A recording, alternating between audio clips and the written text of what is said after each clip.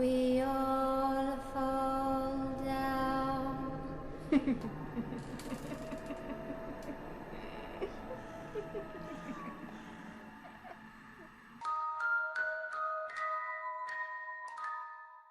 Bonsoir à tous mes petits monstres.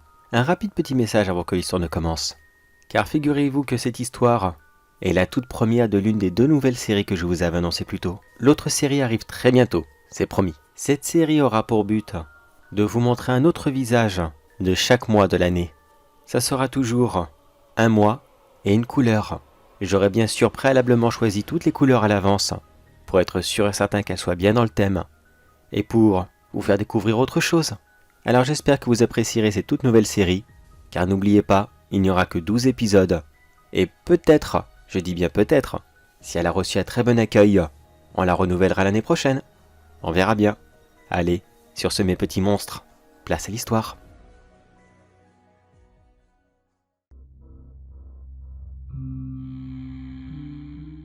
Lundi 29 janvier 2024. Rien ne s'est passé comme prévu. Rien, mais rien du tout.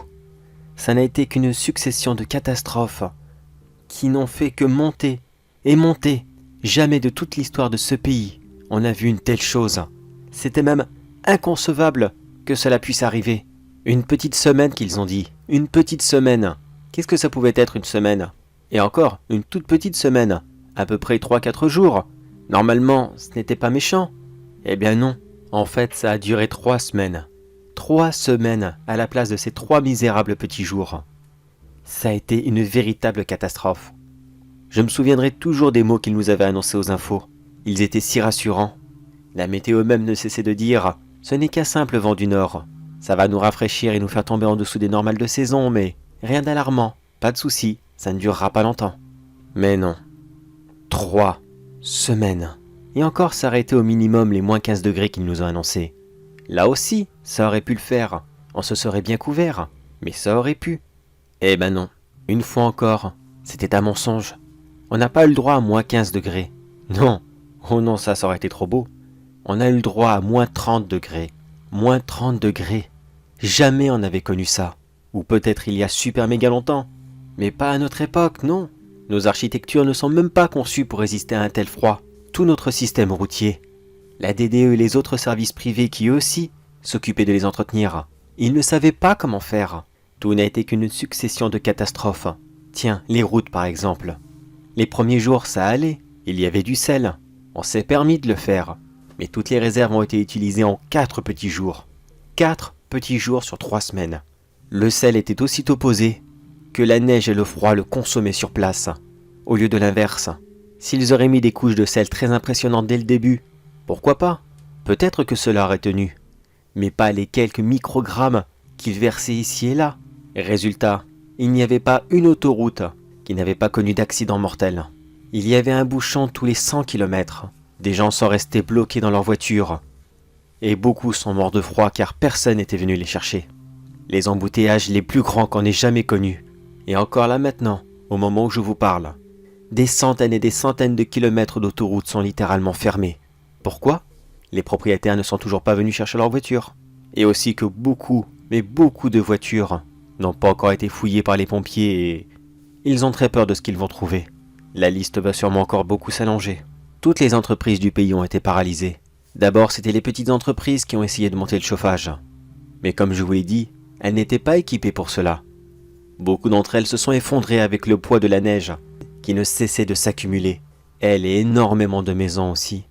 Des services publics comme des écoles, des mairies, des préfectures, des bureaux de poste. Tous ces bâtiments ont souffert de cette couche de neige si épaisse. Et je ne parle même pas des quartiers historiques. Tous ces vieilles maisons qui font notre patrimoine. Elles non plus, elles n'étaient absolument pas prévues pour ça. Enfin, peut-être dans le temps, mais plus maintenant. Là aussi, la liste des victimes a été très grande.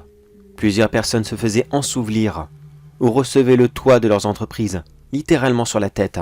Les petits patrons n'étaient pas bêtes. Ils fermaient et mettaient tout le monde au chômage partiel. Mais les grandes enseignes, comme les Super U, les Leclerc, vous croyez vraiment qu'ils en avaient quelque chose à faire? Il ne fallait surtout pas qu'ils ferment. Ils auraient perdu de l'argent. Ça aurait été impensable pour eux. Et pourtant, combien de grandes surfaces se sont effondrées sur elles-mêmes? Eh oui, C'est bien beau de faire des travaux pour le réchauffement climatique, mais quand il y a de la neige, ces travaux ne servent à rien. C'était même encore pire. Rapidement, tout le monde a préféré rester chez soi. Et c'est là que les ennuis ont vraiment, mais vraiment bien commencé. Si 80% des gens sont restés chez eux, il fallait bien qu'ils montent le chauffage. Il faisait si froid dehors, et ils n'allaient quand même pas rester dans cet igloo qui leur servait de maison. Beaucoup de pères et de mères de famille ne voulaient pas voir leur enfant souffrir. Alors ils ont monté le chauffage. 21, 22, 23, 24, 25, 26, pour essayer d'avoir une température à peu près correcte. Les passoires thermiques sont encore si nombreuses en France. Là non plus, on n'était pas prêt. Mais notre système électrique, déjà si fragile, n'a absolument pas résisté à cela. Alors les menaces que tout le monde ne cessait de faire, on va vous couper le courant, on va vous couper le courant, personne n'y croyait. Et pourtant, ils l'ont fait. Et en plus, ils l'ont fait au pire des moments. Ils l'ont coupé la nuit, sous prétextant que personne n'utilise de courant la nuit, tout le monde dort. Oui, mais c'est à ce moment qu'il fait le plus froid.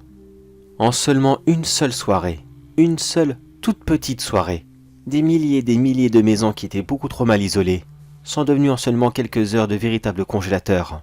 Et des centaines de familles sont mortes comme cela dans leur sommeil. Aujourd'hui encore, on n'a pas fini de faire le tour de chaque maison. Pour l'instant, la liste des victimes officielles s'énombre à 23 000 personnes. Mais je sais très bien que ce chiffre est provisoire, car l'électricité n'a pas pu être mise assez rapidement. La faute? Non, ce n'était pas les fournisseurs d'électricité, loin de là. Eux, ils ont mis les bouchées doubles. Ils voulaient fournir de l'électricité à leurs clients. Et surtout, ils voulaient en profiter pour se faire de l'argent. Mais que voulez-vous? Mais encore une fois, c'était nous, notre très cher petit pays qui n'était pas prêt pour ce genre de choses. Des dizaines et des dizaines d'arbres sont tombés un peu partout en France. Ils se sont écroulés à cause du poids de la neige et celui du vent qui ne cessait d'être de plus en plus fort. Beaucoup d'entre eux sont tombés sur des lignes électriques, paralysant ainsi des villages et des villes entières. Et il n'y avait malheureusement pas assez d'argent pour tout réparer à temps. À ce moment, tout manquait à tout le monde. Électricité, eau, nourriture. Car oui, les grandes enseignes n'ont pas eu le choix. Elles ont fini par fermer. Tous les médecins étaient complètement débordés. Tous les généralistes étaient pris d'assaut. Les urgences des hôpitaux étaient submergées. Et durant la dernière semaine, celle qui a été le pire, plus aucun véhicule ne circulait. Plus aucun. Les couches de neige étaient devenues beaucoup trop grandes. Et il n'y avait pas assez de chasse-neige pour essayer d'éclaircir les voies. De nombreuses petites maisons se sont littéralement vues ensevelir sous la neige. Le seul moyen de quitter son chez-soi, c'était de passer par une fenêtre de l'étage la plupart du temps. Et encore, cela était réservé pour les plus courageux, ceux qui étaient vraiment déterminés à vouloir affronter le froid, de gré ou de force, car il fallait bien se rendre aux quelques rares magasins qui restaient ouverts. Beaucoup d'entre eux sont morts dans la neige. Ils étaient trop fatigués pour continuer à avancer et une chute de trop, un malaise, et ils ne se sont jamais réveillés. Et cette dernière semaine a vu quelque chose d'encore plus horrible arriver, car durant la première semaine, les gens essayaient de s'organiser entre eux.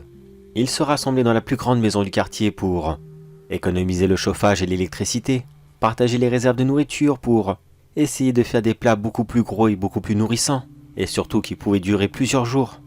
Mais tout cela est très rapidement parti pour laisser place au pillage. La loi de la rue s'est très rapidement installée, et les voisins s'entre-déchiraient les uns les autres. Même pour une simple petite baguette, les gens étaient prêts à tuer, uniquement pour la voir. S'il devait y avoir une apocalypse ou une fin du monde, j'étais persuadé qu'on y était. Pour moi, ça y est, tout était fini. Mais finalement non, ça y est. Aujourd'hui, lundi 29 janvier, le froid est terminé.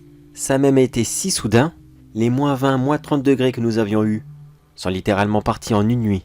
Lorsqu'on s'est réveillé ce matin, il faisait de nouveau 10 degrés. Et je l'avoue que cela fut perçu comme un véritable miracle. L'apocalypse du froid était finie. Ça y est, on pouvait essayer de reprendre une vie à peu près normale. Mais tant de gens sont morts ces jours-ci. Et même pour ceux qui ne sont pas morts, combien resteront traumatisés à vie de cette expérience? Combien d'entre nous auront peur maintenant de leurs voisins? Combien de familles ont été brisées? Combien de personnes ont perdu leur emploi et combien de victimes va-t-on encore trouver? Et la toute dernière question, dans combien de temps une telle chose va-t-elle se reproduire? 1 an? 2 ans? 3 décennies? 1 siècle? Tout ce que je peux vous dire avec certitude, c'est que oui, il faut avoir peur du réchauffement climatique. Celui-ci est vrai, il nous fait du mal et on en souffre chaque année. Mais à force de penser à la chaleur, n'oubliez pas que le froid, lui, il est toujours bel et bien réel. Et à n'importe quel hiver, il peut revenir.